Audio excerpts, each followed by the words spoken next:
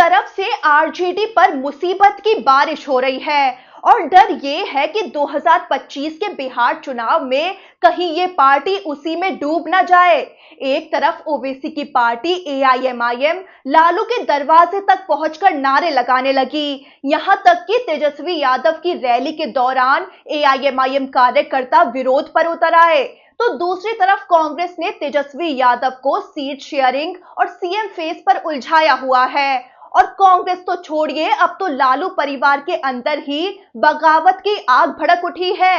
ऐसे में सवाल खड़े हो रहे हैं कि क्या आरजेडी इस तूफान को पार कर भी पाएगी। चलिए आपको पूरा माहौल समझाते हैं। ओवैसी की पार्टी क्या नारेबाजी और विरोध कर रही है, कांग्रेस ने तेजस्वी यादव को क्यों मुश्किल में डाला हुआ है, लालू परिवार में बगावत की क्या खिचड़ी पक रही है और सीट शेयरिंग पर महागठबंधन के अंदर क्या समीकरण बैठ रहा है और अब तेजस्वी यादव ने सीट शेयरिंग पर क्या कह दिया है। बिहार विधानसभा चुनाव 2025 जैसे जैसे करीब आ रहा है, हर दिन एक नया ट्विस्ट, हर कदम पर नई चालें और हर चेहरे के पीछे कई राज सामने आ रहे हैं। अब सबसे पहले समझते हैं कि ओवैसी की पार्टी एआईएमआईएम क्या चुनावी चक्रव्यूह रच रही है। तो असदुद्दीन ओवैसी की पार्टी एआईएमआईएम इस बार विपक्ष के महागठबंधन में शामिल होने को बेचैन है।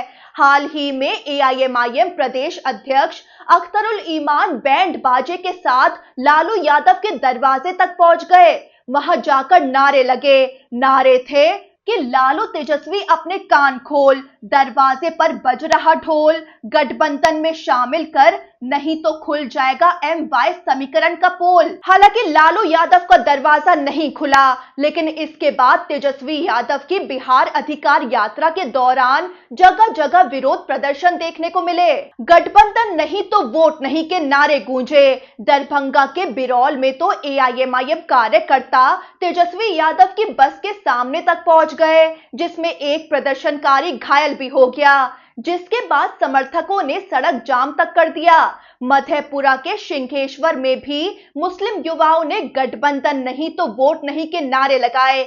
उनकी मांग साफ थी कि एआईएमआईएम को महागठबंधन में शामिल किया जाए। उनका कहना था कि मुस्लिम समुदाय को उचित हिस्सा दिया जाए, वरना वोट नहीं देंगे। अब तेजस्वी यादव तो लगातार इसे नजरअंदाज करते जा रहे हैं। उनका इरादा साफ है कि ओवैसी की पार्टी को महागठबंधन में जगह नहीं दी जाएगी। ऐसे में एआईएमआईएम अकेले ही बिहार के चुनावी मैदान में उतर चुकी है और उसका पूरा फोकस सीमांचल पर है, वो इलाका जहां मुस्लिम आबादी बड़ी संख्या में है। 2020 में ओवैसी की पार्टी ने यहां महागठबंधन का खेल बिगाड़ दिया था।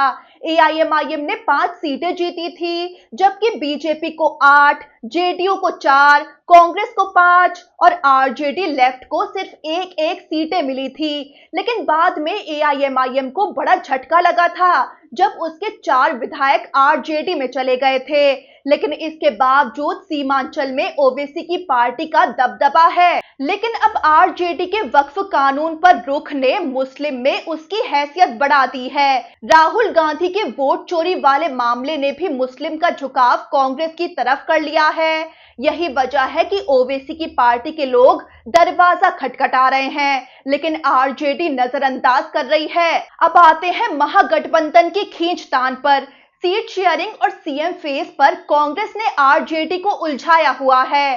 तेजस्वी यादव बार बार खुद को भावी मुख्यमंत्री कहकर पेश कर रहे हैं, लेकिन कांग्रेस उनको मुख्यमंत्री चेहरा घोषित करने के मूड में नहीं है। इस पर तेजस्वी यादव की ही बहन रोहिणी आचार्य ने भी चुटकी ली है और कहा कि शादी तय नहीं हुई, हनीमून की बात कौन करे। उनकी ये लाइन सोशल मीडिया पर वायरल हो गई।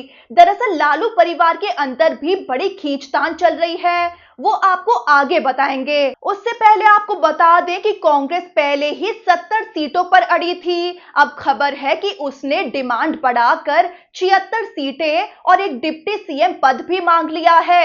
इस पर तेजस्वी यादव ने भी एक बयान देकर संदेश दे दिया कि अगर कांग्रेस नहीं मानी तो वो अकेले चुनाव भी लड़ सकते हैं। उन्होंने बयान दिया था कि हम सभी 243 सीटों पर अपने नाम से वोट मांगेंगे, यानी गठबंधन का एकजुट रहना ही सवाल बन गया है। वहीं खबर है कि महागठबंधन में सीट शेयरिंग पर एक समझौते पर चर्चा की जा रही है, जिसमें आरजेडी को सबसे ज्यादा करीब 135 से 136 सीटें मिल सकती हैं। इनमें से लगभग 10 से 11 सीटें झारखंड मुक्ति मोर्चा और आरएलजेपी पारस गुट को दी जाएंगी। कांग्रेस को 50 से 52 सीटें मिल सकती हैं। वहीं 3 वाम दलों को मिलाकर लगभग 34 सीटें दिए जाने की चर्चा है। मुकेश सहनी की वीआईपी पार्टी को 18 से 20 सीटें मिलने की संभावना है। हालांकि कांग्रेस और बाकी दल इस पर मानते हैं या नहीं, अभी ये साफ नहीं है। वहीं अगर कोई कलह नहीं फूटती है तो आधिकारिक ऐलान 15 सितंबर के बाद होने की संभावना है। इसी बीच तेजस्वी यादव का भी बड़ा बयान आया है। उनका कहना है कि ज्यादातर सीटों पर सहमति बन चुकी है, जल्दी घोषणा होगी। साथ ही उन्होंने बीजेपी और चुनाव आयोग पर निशाना साधते हुए भी बड़ा बयान दिया है। तेजस्वी यादव बोले कि पिछली बार वोट चोरी और धांधली से उनकी सरकार बनने से रह गई थी, इस बार बेईमानी नहीं होने देंगे, सरकार बनाएंगे। अब कहानी का सबसे बड़ा ड्रामा, लालू परिवार के अंदर मची लड़ाई। तो पहले लालू यादव के बड़े बेटे तेज प्रताप बगावत कर चुके हैं। शादी से पहले के रिलेशनशिप को फेसबुक पर उजागर कर उन्होंने परिवार की नींव हिला दी थी। लालू यादव ने उन्हें 6 साल के लिए आरजेडी से निकाल दिया।